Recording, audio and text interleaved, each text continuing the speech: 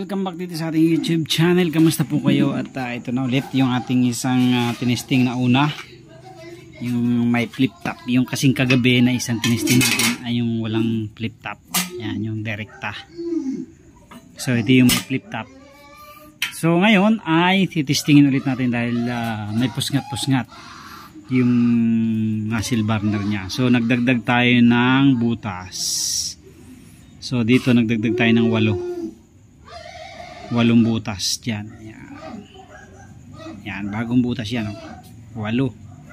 So anong nangyari na ngayon dyan, 4 na 3mm dito sa ilalim.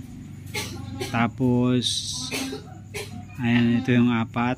Tapos next na butas 2.5, 4 ulit. And then nagdagdag na tayo ng 8 rito, 2. Tapos 8 na 1.5, tapos 16 na 1.5 sa ulo. So medyo maiksi ito. Ayan. Medyo maiksi. Ayan, kung mapapansin nyo, lubog. So ang gagawin natin, papalitan natin yung ulo. Ito kasi mas lubog kasi ito pagka ipinasok dito, mas pumapasok sa thread itong ganitong hexagon na metal cap. So ngayon mayroon pa pala akong nakita na isa dyan na nakatago nasa lagayan ko. So papalitan natin to para tumaas katulad nitong isa. Ito kasi yung isa, yung para dun sa tinesting natin kagabi. Ayan, dinagdagan ko na rin ng butas to. Last night ay 4 lang to, ginawa ko ng ring 8. So yan, mataas siya, laki ng diferensya. So ngayon papalitan natin to para tumaas din. Ayan, tatanggalin natin yan, ano na yan, itong hexagon na to para tumaas-taas siya ng konti. Okay, so tanggalin natin yan.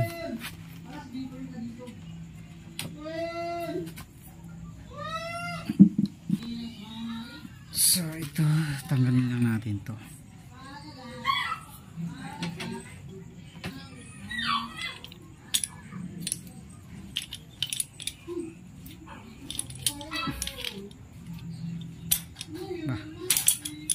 Tumigas na agad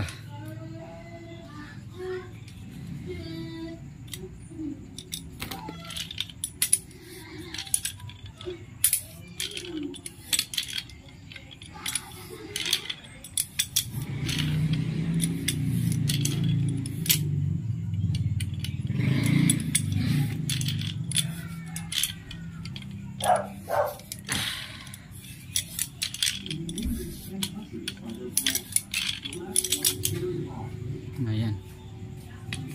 So medyo na yupi kasi hinawakan natin dito.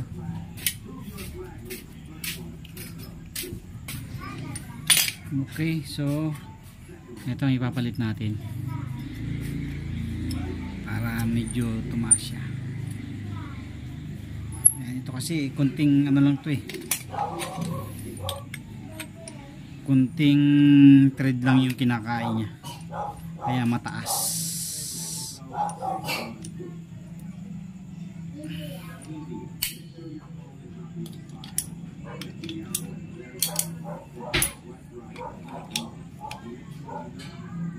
Okay, so ito yung diferensya na. Ayan, halos magkasintaas na siya mga kapatid. Magkasintaas na siya. Pero ito yung titestingin natin. Ito itatabi natin, pwede pa itong magamit sa mga ibang muzzle burner natin. So kabit na natin, tapos titestingin natin, magsasaing tayo.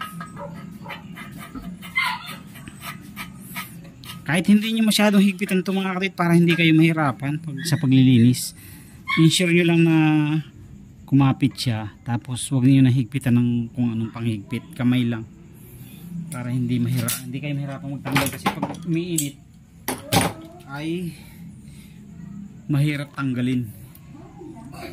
So lagyan natin ng langis, simple lang muna.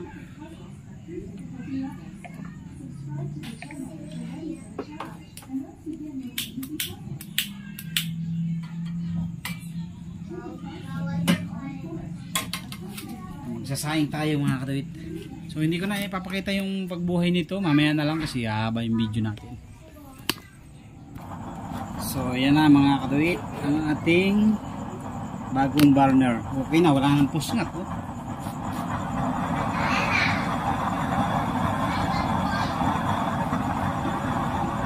Wala nang pusngat. Ayos na mga kadawit.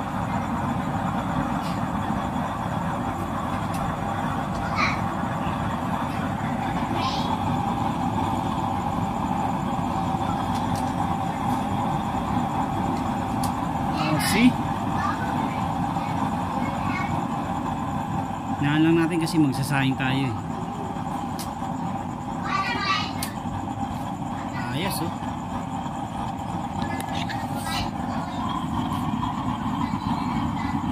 So papa-normalizein lang natin para mas mag blue flame siya.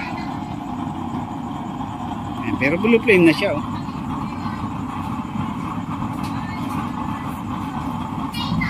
Ayos na mga kadate, wala nang pusngat-pusngat. So yan na mga kadate. Nagsaing tayo, nagsaing.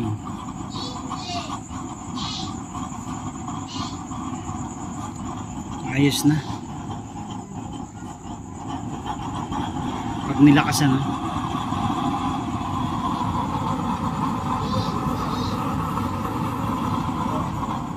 Dim lang natin kasi sinaing eh. Okay na, blue flame na mga kadwit. So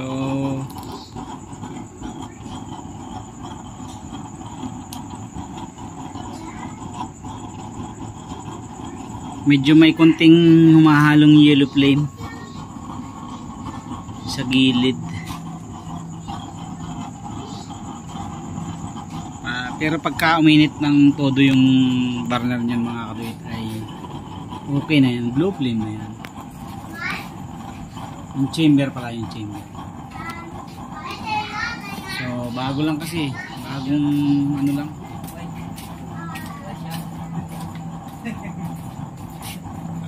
Sinayin natin. Ayan na, blue flame na pala. Kanina eh, ano kasi, medyo madaming langis eh.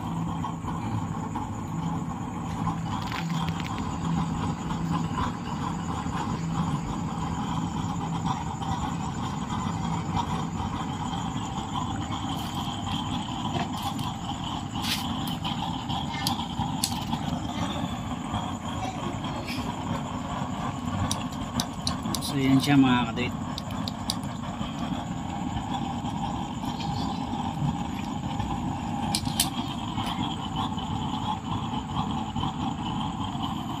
Ayos na yan mga kadate. Pag nilakasan yan, blue flame na blue flame na yan.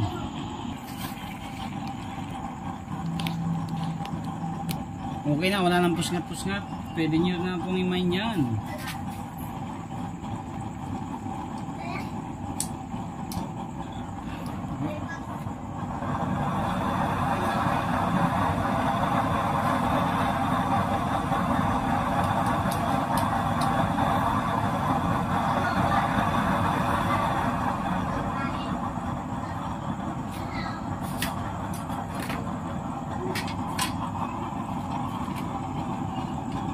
Matutok ang sinain natin.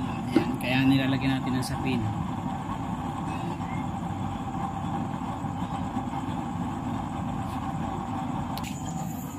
Ayos na mga kadawit.